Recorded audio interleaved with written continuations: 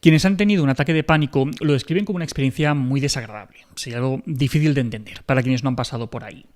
Para que podáis entenderlo, sería como un pico muy fuerte de ansiedad con unos síntomas muy alarmantes. Por ejemplo, taquicardia, una taquicardia importante, falta de aire, una tensión muscular en todo el cuerpo, especialmente en las extremidades que puede llegar al agarrotamiento, entre otros síntomas. Y claro, todo eso con una enorme sensación de miedo alrededor. Pues bien, hoy vamos a hablar sobre los ataques de pánico. ¿Habéis tenido alguna vez un ataque de pánico? Es un problema bastante frecuente que por sí mismo no es un trastorno mental, pero que se da en muchos trastornos mentales. Y aunque en realidad no es nada grave, pero la persona que lo experimenta lo pasa realmente mal.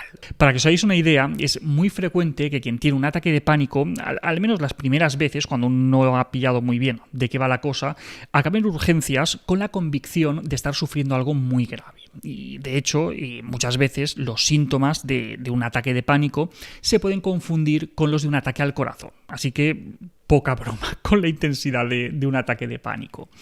Como decíamos, un ataque de pánico no es un trastorno en sí, pero sí que puede estar asociado a diferentes trastornos. Puede darse en el contexto de un trastorno de pánico, no es lo mismo ataque de pánico que trastorno de pánico, pero también en muchos otros problemas como cualquier otro tipo de trastornos de ansiedad, en una depresión, un trastorno bipolar, estrés postraumático y muchos otros.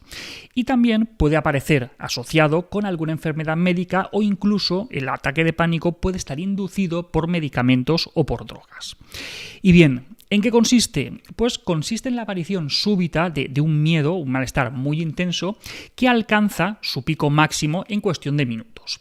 Pues bien, durante ese periodo de tiempo, durante esos minutos, se producen una serie de síntomas físicos como palpitaciones, sudoración, temblores, dificultad para respirar, sensación de ahogo, náuseas, mareos, escalofríos, sensación de calor, de sofoco, hormigueo por las extremidades.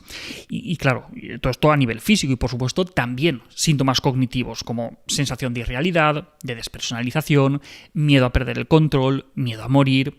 Además, en algunos casos, estos síntomas pueden acompañarse de otros que son más específicos de ciertas culturas como zumbidos en los oídos, dolor de cuello, de cabeza, gritos incontrolados, llanto o lo que sea. Y algo que llama la atención es que la aparición de estas crisis es súbita y no necesariamente tiene que darse en un momento de ansiedad. Esto es que puedes tener un ataque de ansiedad estando nervioso, sí, pero también puedes llegar a ese ataque de pánico desde un estado de calma. Incluso puede darse cuando la persona está dormida. Claro, imaginar lo que tiene que ser despertarte y encontrarte con todos esos síntomas. Pues eso. Y bien, después del episodio, pues puede que la persona vuelva a la calma o puede que evolucione hacia un estado de ansiedad y de mal rollo por lo que ha pasado. Es decir, que el ataque de ansiedad es un episodio corto pero muy intenso, en el que la persona que lo padece lo pasa realmente muy mal, en el que puede pensar que se muere o que se está volviendo loco y lo que os decía, que no es extraño acabar en urgencias por este motivo. Y si la persona que lo experimenta lo puede pasar muy mal y se puede asustar mucho, también las personas que están alrededor, las personas que están junto a ella, pues también lo pasan bastante mal al ver en ese estado a una persona que quieren y sin saber muy bien qué le pasa ni cómo ayudarle. ¿Y esto cómo es de frecuente?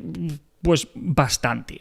Según datos de Estados Unidos, cada año más de un 11% de las personas lo experimentan. Esto es, 1 de cada 10 personas que conoces tendrán un ataque de pánico este año.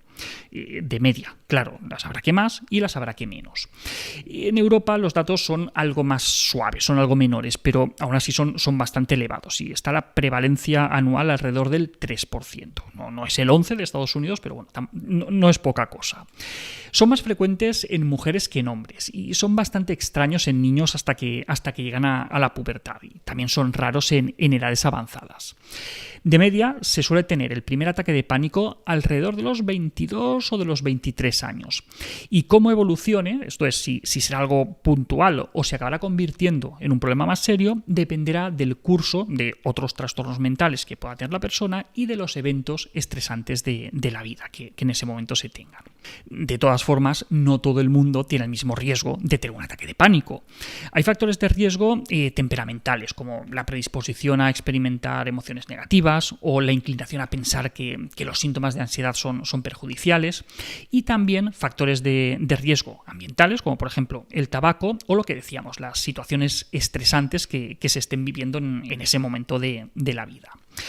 Como decíamos, cuando pasa algo así, pues es normal que la persona se asuste mucho, que vaya a urgencias, y ahí pues le harán una serie de pruebas para descartar que lo que le ha pasado pues no se deba a algún tipo de problema médico, o algún tipo de trastorno cardiorrespiratorio, trastornos convulsivos, hipertiroidismo, hiperparotidismo o lo que sea.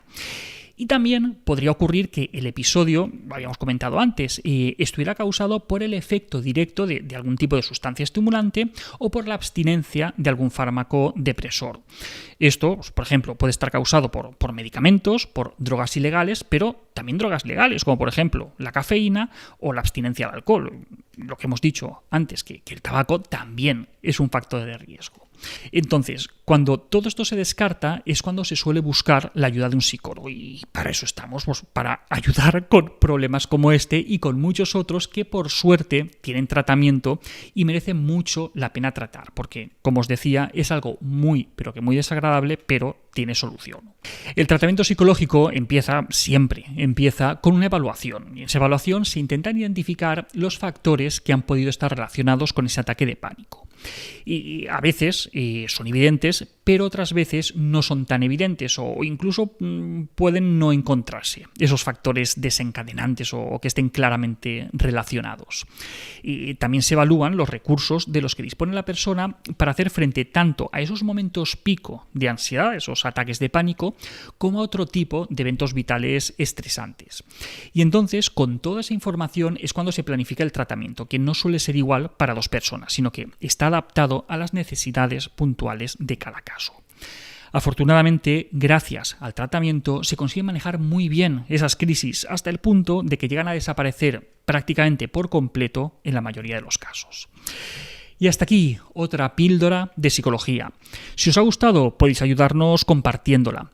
Y ya sabéis, tenéis muchos más vídeos y muchos más artículos en el canal de YouTube, en Alberto Soler, y en todas las librerías nuestros libros: Hijos y Padres Felices, Niños sin Etiquetas, y ahora también el cuento infantil Tengo Miedo.